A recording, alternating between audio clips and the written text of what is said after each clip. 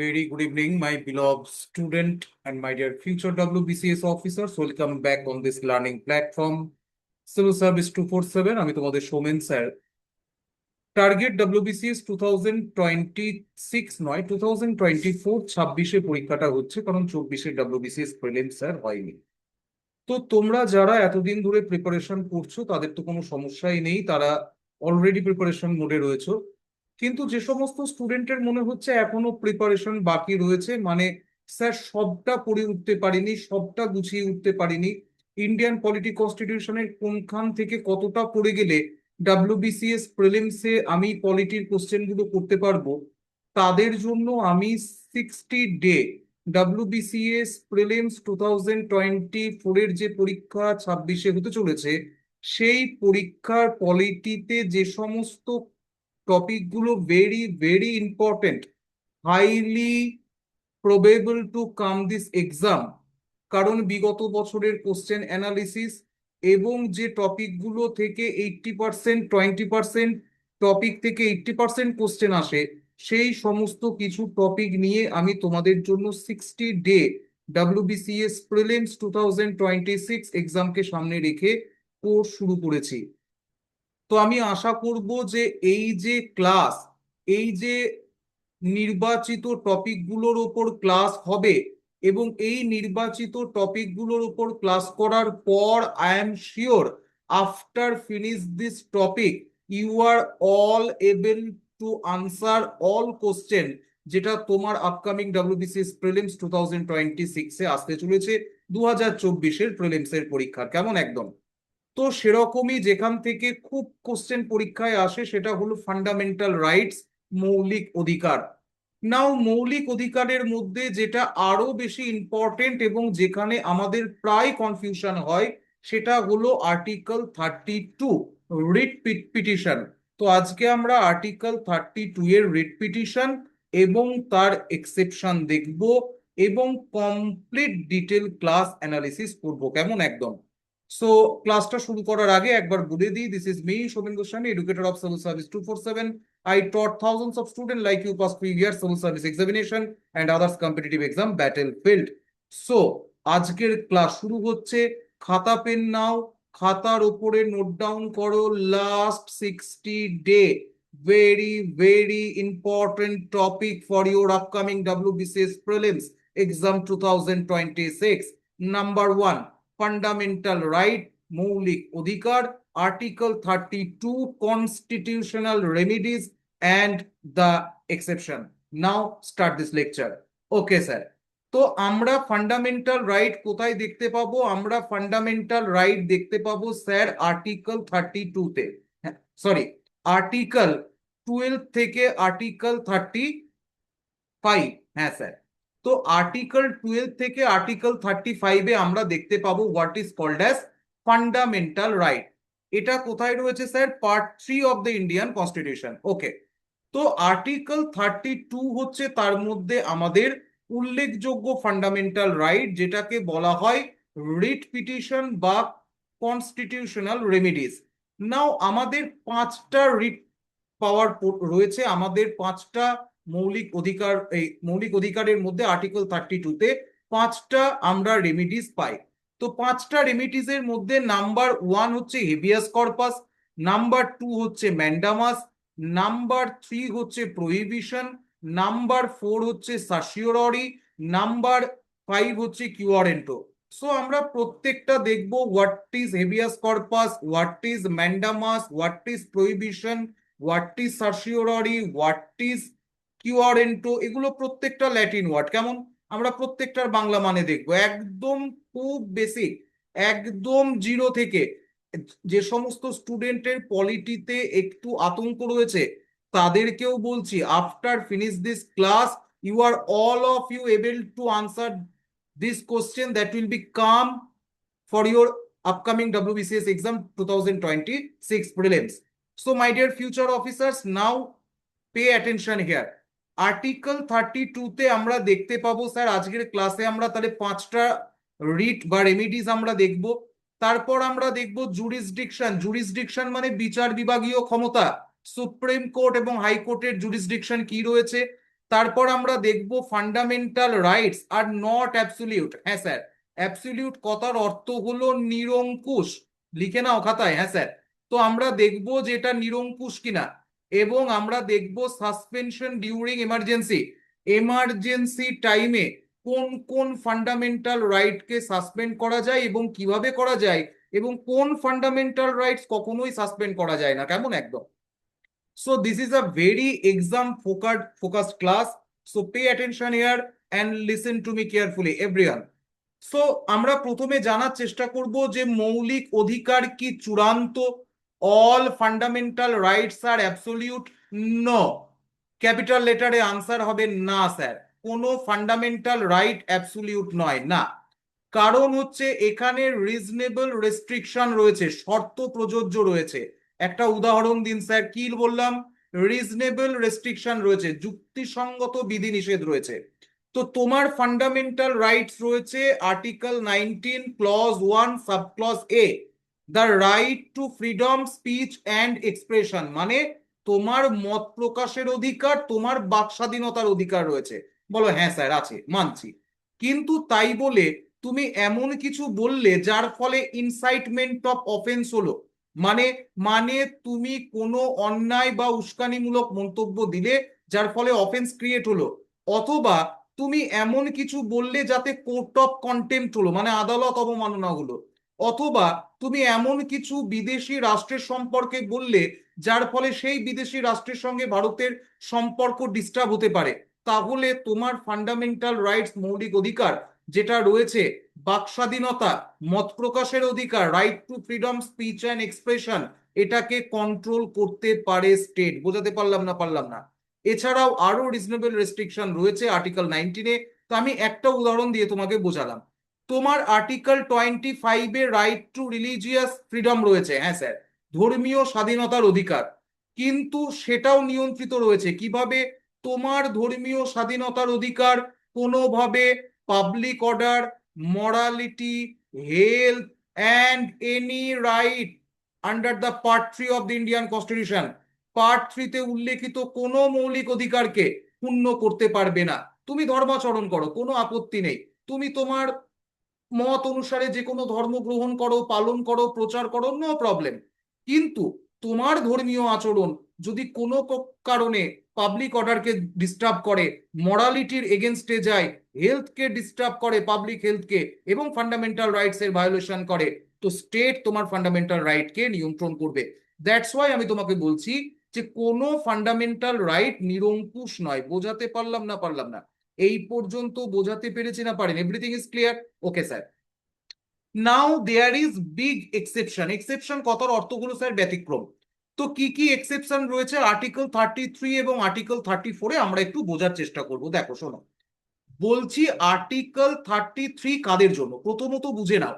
যারা সশস্ত্র বাহিনীতে কাজ করে, যারা আর্ম ফোর্সে কাজ করে, তো পুলিশ হয়ে গেল, সেনা হয়ে গেল, গোয়েন্দার মধ্যে আইবি হয়ে গেল, হয়ে গেল, প্যারামিলিটারি ফোর্সেস হয়ে গেল। বোঝাতে পারলাম না? পারলাম না? তো এই সমস্ত ফোর্সে যারা কাজ করে, বা এই সমস্ত ফোর্সের সঙ্গে টেলিকমিউনিকেশনেও যারা যুক্ত কাজ করে, সে ক্লার্ক পর্যন্ত হতে পারে। তো বিষয় হচ্ছে তাদের ফান্ডামেন্টাল রাইটস কে নিয়ন্ত্রণ করতে পারে কে? কেন্দ্রীয় আইনসভা, পার্লামেন্ট অফ ইন্ডিয়া। মনে রাখবে, এক্ষেত্রে প্রিলিমস এর ট্র্যাক কোশ্চেন করতে পারে যে রাজ্য বিধানসভাও আইন তৈরি করে মৌলিক অধিকারকে খর্ব করতে পারে আর্টিকেল 33 অনুসারে? না, একমাত্র কেন্দ্রীয় আইনসভা, পার্লামেন্ট। মনে রাখবে। তো কোন মৌলিক অধিকারগুলোকে খর্ব করা হয়? যেমন ধরো, একজন সাধারণ সিটিজেন অফ ইন্ডিয়া হিসাবে তোমার অধিকার রয়েছে, তুমি সভা সমিতি তৈরি করতে পারো। হ্যাঁ, তুমি সভা তৈরি করতে পারো, তুমি সমিতি তৈরি করতে পারো, তুমি পলিটিক্যাল পার্টি তৈরি করতে পারো, সংগঠন তৈরি করতে পারো। It's your fundamental rights under article 19 constitution of India. কিন্তু তুমি যখন দেশের পুলিশ, তুমি যখন দেশের গোয়েন্দা, তুমি যখন প্যারামিলিটারি ফোর্সে থাকবে, সেনায় থাকবে, তোমার এই অধিকার নেই যে তুমি কোনো পলিটিক্যাল পার্টি, সংগঠন তৈরি করতে পারো। হোয়াই? কারণ এক্ষেত্রে এনশিওর করার চেষ্টা করা হয় যে সমস্ত রাজনৈতিক মতাদর্শের ঊর্ধ্বে উঠে you are able to perform your duty perfectly, যে তুমি তোমার ডিউটিটাকে যেন সম্পূর্ণভাবে পালন করতে পারো। Picture getting clear or not? Yes sir. Number two হচ্ছে article 34। There are two exception, ব্যতিক্রম। দেখে নাও, এখান থেকে যে কোশ্চেন আসুক তোমরা কিন্তু করতে পারবে। দেখো, আর্টিকেল 34 হচ্ছে, ধরো দেশের কোনো অংশে সামরিক আইন জারি হলো, কোনো একটা ভৌগোলিক অঞ্চলে দেখা গেল যে মার্শাল ল চলছে, মানে সামরিক আইন। এখন what is the perfect definition of martial law, সেটা কনস্টিটিউশনে কোথাও কিন্তু উল্লেখ করে বলা নেই। কিন্তু সামরিক আইন মানে তুমি ধরে নাও যে সেখানকার শাসনতান্ত্রিক অচলাবস্থা শুরু হয়েছে, অ্যাকর্ডিং টু কনস্টিটিউশন সেখানে শাসন কার্য পরিচালিত হচ্ছে না। ওকে স্যার, তো এরকম কোন সিচুয়েশনে যদি দেশের কোথাও সামরিক আইন বা মার্শাল ল জারি হয়, তাহলে parliament of India, another point to be noted my lord, there is trap in upcoming prelims. এমসিকিউতে ট্র্যাপ হতে পারে কি বিধানসভা করতে পারে না, অনলি পার্লামেন্ট। তো পার্লামেন্ট আর্টিকেল 34 অনুসারে সেইখানে যে যে অংশে চলছে সামরিক ল, সেখানে নাগরিকদের কিছু ফান্ডামেন্টাল রাইটস কে নিয়ন্ত্রণ করতে পারে, কন্ট্রোল করতে পারে। বোঝাতে পারলাম না? এটা শুধুমাত্র সামরিক শাসন জারিতে প্রযোজ্য হয়, আর্টিকেল 34, অ্যানাদার প্রিলিমস ট্র্যাপ। কিন্তু আর্টিকেল 33 জেনারেল সিচুয়েশনে, জেনারেল সার্কামস্টান্সেসে, একদম নর্মাল পরিস্থিতিতে, সাধারণ সময়ে, সাধারণ শান্তিকালীন সময়ের মধ্যেও বাহিনীর মধ্যে এই বিধিনিষেধ থাকে। বোঝাতে পারলাম না? এই পর্যন্ত ক্লিয়ার হয়েছে? বলছি এখন আমরা রিট পিটিশন শুরু করিনি, এখনো what is mandamus, what is habeas corpus আমরা এক্সপ্লেনেশনে যাইনি। আমরা বোঝার চেষ্টা করছি আর্টিকেল 32 তে আমাদের রিট পাওয়ার রয়েছে, কিন্তু রিট পাওয়ার আমাদের থাকলেও সেনাবাহিনীতে যারা কাজ করে আর্টিকেল 33 তে, তাদের কিছু মৌলিক অধিকার পার্লামেন্ট অফ ইন্ডিয়া কিন্তু নিয়ন্ত্রণ করতে পারে বাই পাসিং ল। এবং আর্টিকেল 34 অনুসারে যদি দেশের কোনো অংশে কোনো সামরিক শাসন জারি হয়, মার্শাল ল জারি হয়, সেই সিচুয়েশনে কিন্তু পার্লামেন্ট অফ ইন্ডিয়া সেখানকার নাগরিকদের মৌলিক অধিকার নিয়ন্ত্রণ করতে পারে বাই পাসিং ল। বোঝাতে পারলাম না? এখন বিষয় হচ্ছে যে এরকম সময় যদি কোনো সরকারি আধিকারিক, শুনে নাও, যদি কোনো সরকারি আধিকারিক কোনো ডিসিশন নেয় সামরিক পরিস্থিতিতে, কারোর সম্পত্তি বাজেয়াপ্ত করে বা কোনো ডিসিশন নেয়, তাহলে পরবর্তীকালে সেই ডিসিশনকে বৈধ করার জন্য পার্লামেন্ট ল পর্যন্ত করতে পারে। বোঝাতে পারলাম না? এই পর্যন্ত ক্লিয়ার হয়েছে? বলো হ্যাঁ স্যার। খাতা পেন নিয়ে নোটস তৈরি করো। শুনো, বলছি এটা হলো তোমাদের সামনে একটা সুযোগ, সেটা হচ্ছে ডাব্লিউবিসিএস প্রিলিমস, তোমরা 2 বছর পরে দিচ্ছ। যারা পড়াশুনো করেছো তাদের তো কোনো সমস্যা নেই, তাদের কুইক রিভিশন হবে। কিন্তু তোমাদের যাদের মনে হচ্ছে যে এখনো করে উঠতে পারিনি, আমি বলছি 60 to 70% কোশ্চেন তোমরা এখান থেকে অ্যাটেন্ড করতে পারবে। এগুলো থেকে পরীক্ষায় বারবার কোশ্চেন আসে। They are high relevant topic, they are low hanging fruit, getting my point. So এটা ইজিলি তোমার হাতে কিন্তু আসবে, কেমন? Okay sir. নেক্সট, নেক্সট হচ্ছে আর্টিকেল 32। এখন আর্টিকেল 32 কে বাবা সাহেব বলতো the heart and soul of the Indian constitution. একদম। কেন? কেন heart and soul of the Indian constitution? There is simple prelim statement, পরীক্ষায় দেবে। আর right without a remedy completely useless. একদম। এক রাইট, অধিকার, যদি রেমিডিস না থাকে তাহলে সেটা কমপ্লিটলি ইউজলেস। বলছি হোয়াট ইজ ফান্ডামেন্টাল রাইট, আমি তোমাদের বারবার পড়িয়েছি যে ফান্ডামেন্টাল রাইটস আর those rights which are very basic rights, which are guaranteed by the constitution of India and which are enforceable by the judiciary. তো বিষয় হচ্ছে ফান্ডামেন্টাল রাইটসে বলা হচ্ছে যে তুমি কি কি করতে পারবে, তোমার কি কি রয়েছে। তোমার সমস্ত কিছু অধিকার রয়েছে, তোমার বাক স্বাধীনতা রয়েছে, অবাধ চলাফেরার অধিকার রয়েছে, তোমার জীবিকা অর্জনের অধিকার রয়েছে, তোমার নিজের মত অনুসারে ধর্মীয় আচার আচরণ পালন করার অধিকার রয়েছে, এভরিথিং তোমার অধিকার রয়েছে। কিন্তু যদি রেমিডিস, এবার যদি তোমার এই অধিকারকেও খর্ব করে, স্টেট যদি খর্ব করে, তাহলে কি হবে? তার জন্য রেমিডিস রয়েছে। বোঝাতে পারলাম না? So without remedy any right completely useless. Article 32 তে আমরা, আমাদের যদি কোনো ফান্ডামেন্টাল রাইটস এর ভায়োলেশন হয়, ভালো করে বুঝবে, শোনো, বলছি যদি কোথাও স্যার মার্ডার হয়, তাহলে তার প্রাথমিক বিচার শুরু হবে স্যার সেশন কোর্টে, জেলা কোর্টে, লোয়ার কোর্টে। তারপর সেই রায়কে চ্যালেঞ্জ করা যাবে হাইকোর্টে, তারপর তাকে চ্যালেঞ্জ করা যাবে সুপ্রিম কোর্টে। কিন্তু যদি তোমার ফান্ডামেন্টাল রাইটস এর ভায়োলেশন হয়, তুমি সরাসরি সুপ্রিম কোর্টকে অ্যাপ্রোচ করতে পারো আন্ডার আর্টিকেল 32। এটা মূল এলাকা। বোঝাতে পারলাম না? এটা মূল এলাকার মধ্যে পড়ে, মূল জুরিসডিকশনের মধ্যে পড়ে। তো আর্টিকেল 32 অনুসারে তুমি কমপ্লিট সুপ্রিম কোর্টে অ্যাপ্রোচ করতে পারো। তো স্টেট তোমার ফান্ডামেন্টাল রাইটস রয়েছে যে তুমি তোমার নিজের মত, বাক স্বাধীনতা তুমি প্রকাশ করতে পারো বাই এনি আদার ওয়ে। সেটা রাইটিং হতে পারে, পেন্টিং হতে পারে, কোনো এক্সপ্রেশন হতে পারে, কোনো ইমোজি হতে পারে, ইভেন হোয়াটসঅ্যাপ, ফেসবুক, এনিথিং হতে পারে। বুঝতে পারলাম? তো তুমি তোমার মত প্রকাশ করলে সরকার ধরো তোমাকে তার বিরুদ্ধে কথা বলার জন্য গ্রেপ্তার করলো, তাহলে তোমার ফান্ডামেন্টাল রাইটস এর ভায়োলেশন হলো। বোঝাতে পারলাম না পারলাম না? সো তুমি সরাসরি সুপ্রিম কোর্টে অ্যাপ্রোচ করতে পারো।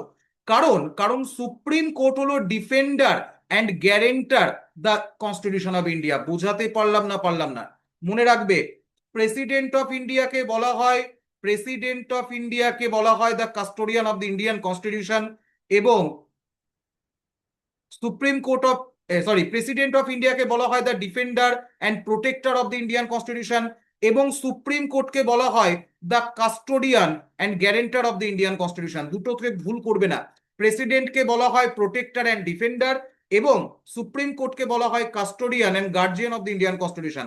কারণ কোনো কিছু বিষয়ে যদি কোনো কনফিউশন অ্যারাইজ হয়, তোমার ফান্ডামেন্টাল রাইটস ভায়োলেশন হয়, আইনকে ব্যাখ্যা করা হোক, তোমার ফান্ডামেন্টাল রাইটকে রক্ষা করা হোক, সুপ্রিম কোর্ট হলো এপেক্স কোর্ট অফ ইন্ডিয়া, যার কমপ্লিট অথরিটি রয়েছে। কারণ সুপ্রিম কোর্ট অফ ইন্ডিয়া হলো sir guarantor and supreme interpreter of the Indian constitution. তো এবার আমরা পরপর রিটগুলোকে বোঝার চেষ্টা করব। নাম্বার ওয়ান রিট হলো স্যার হেবিয়াস কর্পাস। নাও হেবিয়াস কর্পাস শব্দের অর্থ হলো সশরীরে হাজির করা। এখন সশরীরে কেন হাজির করতে হবে স্যার? এর লিটারাল মিনিং হলো to have the body of, মানে বিচারক নিজের সামনে বডিকে মানে শরীরকে, বন্দিকে দেখতে চাই সশরীরে। মানে মানে এটা কেন নেওয়া হয়েছে? Protect personal liberty against illegal detention. তোমার যেন ইনলিগাল ডিটেনশন না হয়, তোমাকে যেন অবৈধভাবে গ্রেপ্তার করতে না পারে।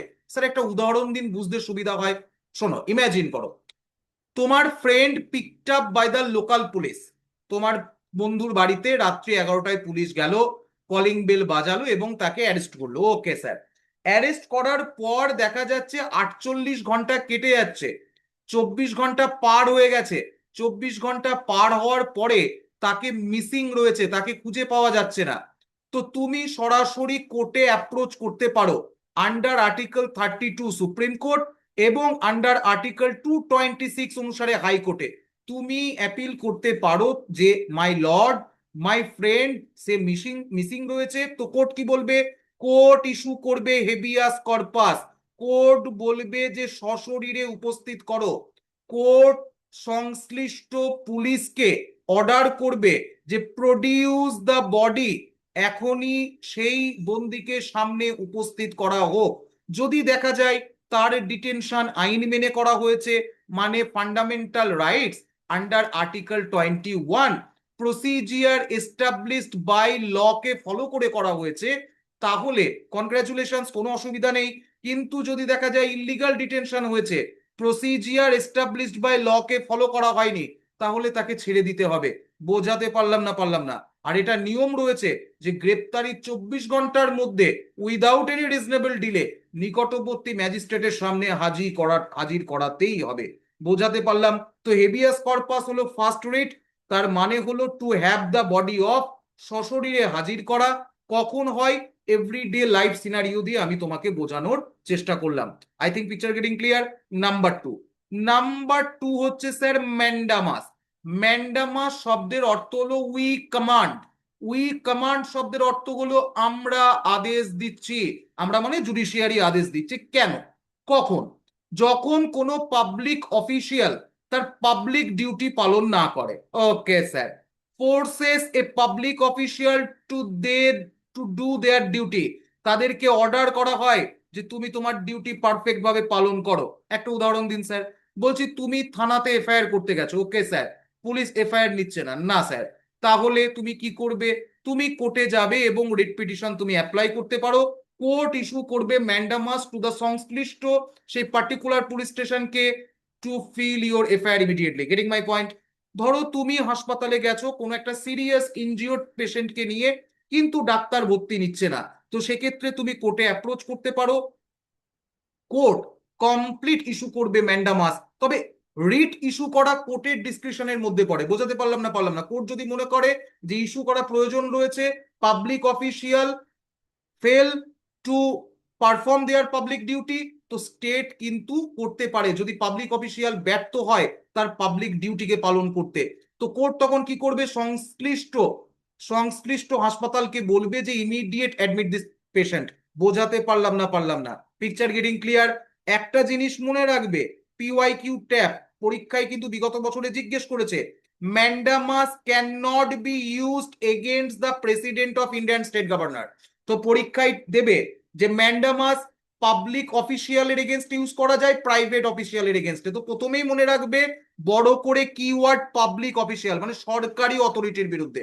Picture getting clear not not? সে হাসপাতাল সরকারি হতে হবে, পুলিশ স্টেশন তো সরকারি বটেই স্যার, আমি যে দুটো উদাহরণ দিলাম। তো অলওয়েজ পাবলিক অথরিটির এগেনস্টে, not a private authority. Picture getting clear? Number two হচ্ছে স্যার, এটা কখনোই প্রেসিডেন্ট অফ ইন্ডিয়া এবং স্টেট গভর্নরের উপর অ্যাপ্লাই করা যাবে না। তো পরীক্ষায় এমসিকিউ দিতে পারে, ছোট্ট করে একটা এমসিকিউ দেবে ম্যান্ডামাসের ওপর এবং বলবে যেটা প্রেসিডেন্ট অফ ইন্ডিয়া এবং গভর্নরের ওপর করা যায়, তো আনসার হবে নো। অথবা বলে দেবে এটা পাবলিক এবং প্রাইভেট উভয়ের উপরে অ্যাপ্লাই করা যায়, তো আনসার হবে না, only public. Picture getting clear or not? Only public official, only government authority, government কর্মচারী। Picture getting clear? Okay sir. Number three হচ্ছে প্রহিবিশন অ্যান্ড সার্সিওরারি। প্রহিবিশন এবং সার্সিওরারি, শোনো মন দিয়ে শোনো, প্রহিবিশন এবং সার্সিওরারি এই দুটো হলো কোয়াসাই জুডিশিয়াল। কোয়াসাই জুডিশিয়াল মানে এটা এপেক্স কোর্ট লোয়ার কোর্টকে দেয়, এপেক্স কোর্ট লোয়ার কোর্টের এগেনস্টে আদেশ দেয়। মানে মানে কোন লোয়ার কোর্ট যদি তার বিচার বিভাগীয় এখতিয়ারের বাইরে গিয়ে বিচার করে, প্রত্যেকটা কোর্টের জুরিসডিকশন আছে, তো কোন কোর্ট যদি লোয়ার কোর্ট যদি cross their limits, limits mean jurisdiction, অথবা যদি প্রিন্সিপাল অফ ন্যাচারাল জাস্টিসের ভায়োলেশন হয়, তাহলে সেই লোয়ার কোর্টকে অনারেবল এপেক্স কোর্ট জারি করতে পারে এই আদেশ, যাকে বলা হয় প্রহিবিশন এবং সার্সিওরারি। এখন প্রহিবিশন এবং সার্সিওরির মধ্যে পার্থক্য রয়েছে। প্রহিবিশন মানে যখন মামলা চলছে, ডিউরিং প্রসিডিংস, মামলার এখনো রায় আসেনি কিন্তু দেখা যাচ্ছে যে মামলা কন্টিনিউ রয়েছে, কিন্তু লোয়ার কোর্ট তার বিচার বিভাগীয় এখতিয়ারের বাইরে গিয়ে মামলার বিচার করছে, বা সেই মামলায় কোনো প্রিন্সিপাল অফ ন্যাচারাল জাস্টিসের ভায়োলেশন হচ্ছে, তাহলে হায়ার কোর্ট লোয়ার কোর্টকে বলতে পারে stop the proceedings, immediate stop the proceedings. মনে রাখবে, প্রহিবিশন পরীক্ষায় কনফিউজ করতে পারে, প্রহিবিশন ইস্যু করা হয় ডিউরিং দ্য প্রসিডিং, প্রসিডিংকে স্টপ করার জন্য। সার্সিওরারি ইস্যু করা হয় আফটার জাজমেন্ট। দেখা যাচ্ছে কোনো lower court already crossed the jurisdiction and gave a verdict, verdict মানে জাজমেন্ট, কোনো একটা জাজমেন্ট দিয়েছে লোয়ার কোর্ট, তার জুরিসডিকশনকে ক্রস করে বিচার বিভাগীয় এখতিয়ারের বাইরে গিয়ে, তাহলে যদি রায় বেরিয়ে যায় মামলায়, তখন সেই লোয়ার কোর্টকে সুপ্রিম কোর্ট বা তার যে হায়ার কোর্ট রয়েছে এপেক্স কোর্ট, সে ইস্যু করতে পারে সার্সিওরারি, মানে ওয়েন সার্টিফাইড, মামলার রায় যখন বেরিয়ে গেছে। এটাকে বাংলায় বলা হয় উৎপ্রেষণ এবং প্রহিবিশনকে ইংরেজিতে বলা হয় বাংলায় বলা হয় নিষেধাজ্ঞা। নিষেধাজ্ঞা শব্দের অর্থ হলো to stop immediate the proceedings, এখনই স্টপ করতে হবে। Picture getting clear? কে ইস্যু করে? হায়ার কোর্ট লোয়ার কোর্টের এগেনস্টে, কুয়াশাই ভাবে, এটা কুয়াশাই ইট, মনে রাখবে। Picture getting clear? Okay sir, এখানে লেখা আছে stop prohibition. Action taken during the proceedings, prohibition always taken during the proceedings যখন মামলা চলছে, আর certiorari taken after final verdict, মামলার রায় যখন বেরিয়ে গেছে। এখানেই প্রিলিমসে এমসিকিউতে কোশ্চেন জিজ্ঞেস করবে। যদি সাবজেক্টকে প্রপারলি বুঝতে পারো, তাহলে একটা এমসিকিউ বাদ যাবে না। Picture getting clear? আমি জানি তোমরা পারবে, you are all of genius and able to crack this exam. শুধু প্রপার গাইডেন্স দরকার আর একটু মনের জোর দরকার। বোঝাতে পারলাম না? পর্যাপ্ত সময় রয়েছে, ইলেকশনের পর এক্সাম হবে, এখন থেকে ঝাঁপিয়ে পড়ো। আর আমি সৌমেন স্যার তোমাদের সঙ্গে কমপ্লিট রয়েছে এবার থেকে। Okay sir. নেক্সট নেক্সট হচ্ছে স্যার কিউআরএন্টো। কিউআরএন্টো শব্দের অর্থ হলো কোন অধিকারে। কোন অধিকারে মানে by what authority or warrant. আমি একটু বুঝিয়ে দিই, জাস্ট আ মিনিট। ধরো ধরো তুমি পরীক্ষা দিয়েছো ডাব্লিউবিসিএস, হ্যাঁ স্যার। তোমার সঙ্গে তোমার বন্ধু ডাব্লিউবিসিএস দিয়েছে, হ্যাঁ স্যার। কিন্তু দেখা যাচ্ছে সে পরীক্ষায় পাশ করে গেছে এবং বিডিও হয়ে স্যার চাকরি জয়েন করে গেছে। ওকে স্যার, এইবার তুমি কোর্টকে বললে যে এর চাকরিটা স্যার অবৈধভাবে হয়েছে, প্রিলিমস পাস করেনি। তো কোর্ট তখন সংশ্লিষ্ট অথরিটিকে জানতে চাইবে যে বাই হোয়াট অথরিটি তুমি অফিস অকুপাই করছো, হোয়াট অথরিটিতে। তো এটা কেন করা হয়? Prevent the illegal use of public office, যাতে পাবলিক অফিসের ইলিগাল ইউজ না হয়। তখন কোর্ট তোমার সংশ্লিষ্ট বন্ধুকে ডেকে পাঠাবে। কোর্ট জিজ্ঞেস করবে by what authority do you hold this office, কোন অধিকারে তুমি অফিস অকুপাই করছো। তখন সে জিজ্ঞেস করবে, বলবে মাই লর্ড এই দেখুন আমি প্রিলিমস পাস করেছি, মাই লর্ড আমি মেন্স পাস করেছি, মাই লর্ড আমি ইন্টারভিউ পাস করেছি, মাই লর্ড এটা আমার অ্যাপয়েন্টমেন্ট লেটার। এবং তারপর আফটার দ্য লং প্রসেস আমি এই অফিস অকুপাই করছি। যদি অনারেবল বিচারকের মনে হয় যে না, everything is fine, everything is very neat and clean clear, তো সে অফিস অকুপাই করবে, আদারওয়াইজ তাকে অফিস ছেড়ে দিতে বলা হবে। Picture getting clear or not? Everything is clear. হ্যাঁ, কিউআরএন্টো। তো কিউআরএন্টোতে বলা হয় যে by what authority do you hold this office. তো আমরা আজকে কমপ্লিট আর্টিকেল 32 এর যে 5টা রিট রয়েছে, হেভিয়াস কর্পাস মানে কি, কার এগেনস্ট ইস্যু করা হয়, ম্যান্ডামাস কার এগেনস্ট ইস্যু করা হয়, ম্যান্ডামাস মানে কি, what is prohibition, what is certiorari, মানে কোনটা নিষেধাজ্ঞা কোনটা উৎপ্রেষণ, আমরা বোঝার চেষ্টা করলাম। এবং তারপরে আমরা জানার চেষ্টা করলাম কিউআরএন্টো এবং আর্টিকেল 33 এবং 34। শোনো, বলছি এই ডাব্লিউবিসিএস প্রিলিমস এর আগে আমি 60 থেকে 70টা টপিক কমপ্লিট পড়াবো। যারা পড়েছো মন খুলে রিভিশন করো, যারা পড়োনি একদম বুকের সাহস নিয়ে আজ থেকে পড়তে শুরু করো, টপিক গুলোকে কমপ্লিট করো, আমি বলছি তোমরা পারবে। So take care, God bless you, thank you everyone. যদি ক্লাস ভালো লাগে subscribe this channel, share this content, কারণ তোমাদের এই সাপোর্টটা আমাকে অনেক মনোবল দেয়। কেমন? So take care, God bless you, thank you everyone, জয় হিন্দ।